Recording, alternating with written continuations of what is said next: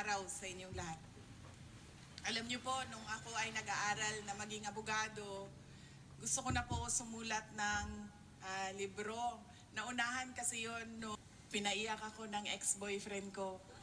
Yung boyfriend ko sa law school, pinaiyak niya ako. Tapos sumulat ako ng tula. Tapos nung nakapagsulat ako ng tula, naisip ko, gusto ko gawan ito ng librong pinagdadaanan ko. But I never found the time. The inspiration was not enough. The interest was there, pero yung inspirasyon na sumulat talaga at pag-isipan, hindi ko, wala noon. Tapos, dumating yung National Reading Month natin. At naimbitahan ako doon sa Davao City para mag-book reading sa kanilang launch ng National Reading Month. Noong kinakausap ko yung isang kaibigan ko, sabi niya, saan ka papunta? Sabi ko, papunta akong Davao kasi may book reading ako doon. Sabi niya, pwede ba na kapag mag-book reading ka, piliin mo naman yung mga Pilipino na authors. Sabi niya, wag yung mga foreign authors.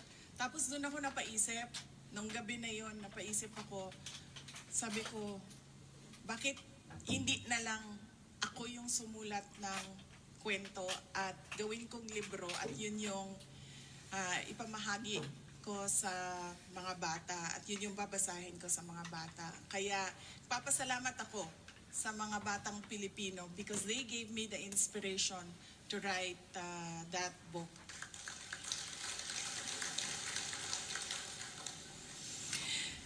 Today, we gather to celebrate Araw ng Pagbasa with the theme Pagbasa, Pag-asa sa Matatag na Pagbasa, Pag-asa sa Matatag na Kinabukasan. A reminder of the immense power that lies within the simple act of reading. As we come together, let us embark on a journey that will open doors to a brighter and more promising tomorrow.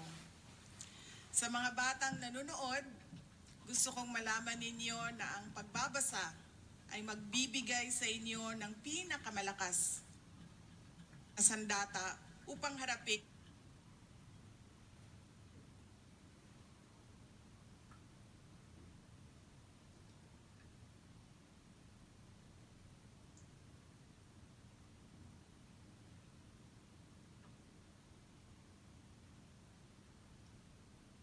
ang inyong kinabukasan.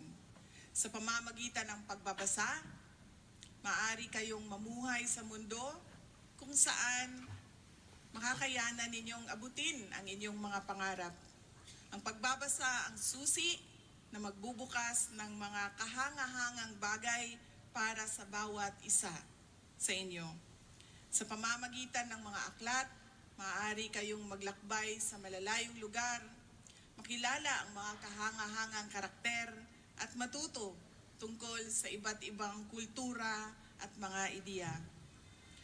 Ang pagbabasa ay nagpapalago ng inyong imahinasyon, nagpapalawak sa inyong kaalaman at nagbibigay sa inyo ng kakayahan na makita ang mas malawak na posibilidad sa gitna ng inyong mga limitasyon. Tandaan, sa ating mga kabataan na ang pagbabasa ay ang pintuan patungo sa isang maligaya at matatag na kinabukasan. At sa inyong lahat na nandito ngayon sa ating mga magulang, you hold a vital role in shaping the reading habits of the children around you. Your influence is invaluable, and I urge you to inspire and encourage the young ones to embrace the power of reading. Kanina, kausap ko ang ating Undersecretary for Curriculum and Teaching at napag-usapan namin na hindi lang ang mga kabataan ang dapat naming kausapin na mag-practice at paniguraduhin na matuto sila magbasa, kundi kailangan din namin pumunta sa iba't ibang mga komunidad para kausapin ang mga magulang doon sa mga komunidad na i-encourage ang kanilang mga anak, kanilang mga apo, mga pamangkin, mga pinsan, mga kapatid na mag-aral, paano magbasa at matuto magbasa. Noong ako ay bata pa, ang nag-inspire sa akin na magkaroon ng pagmamahal sa pagbabasa ay ang nanay ko. Dahil ang nanay ko ay mahilig sa mga pocket books. Nung panahon natin noon, merong mga bookworm clubs kung saan nirerentahan natin yung libro. Pumupunta tayo doon. Tapos ang libro, piso, 3 pesos, 5 pesos. Aarkilahan mo yung libro, tapos dadalhin mo sa bahay.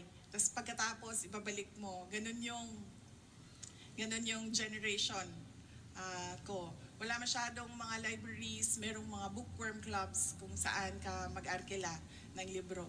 In-enroll ako ng nanay ko doon. Ginawa niya akong member doon sa bookworm club na yon, kung saan member din ang nanay ko. At siya ang nagpakilala sa akin sa mga iba't ibang fiction authors. Like sila Sidney Sheldon, Philip Margolin, Jeffrey Archer, Mary Higgins Clark. Ang nanay ko ang nag-introduce sa akin sa fiction literature. At naging mahal ko naman ang pagbabasa. I had the love for reading dahil sa nanay ko. Unfortunately, hindi ko yon na dala sa aking mga anak. Buti na lang nandyan ang nanay ko, ang lola nila. Dahil yung aking anak, ganun din yung naituro ng nanay ko. Kasi yung nanay ko is a teacher. Typewriting sa high school, ang kanyang subject. Sa high school, typewriting. May typewriting pa kasi na nung panahon natin. Hindi, sa amin computer na. Yung mga 6 na years above me, may typewriting pa sila. At sa college naman, ang kanyang subject is Rizal at Banking and Finance. Yun ang subjects niya sa college, sa pagtuturo ng nanay ko. So, buti na lang nandyan yung nanay ko. Dahil siya din yung nag-instill doon sa aking anak na mahalin ang pagbabasa. Kaya ang anak ko ngayon, nagpapaalam, Mama, pwede bang pumunta doon sa Fully Booked? Dahil meron kaming gusto bilhin na mga libro. At yung kanyang kwarto ay meron talagang nakalaan na bookshelf para sa kanya. Kung ano ako noong kabataan ko, ganun na ganun ang aking anak dahil sa nanay ko. Kaya nasa atin, mga magulang, nasa atin, sa adults, ang pag-inspire sa mga bata na mahalin ang pagbabasa.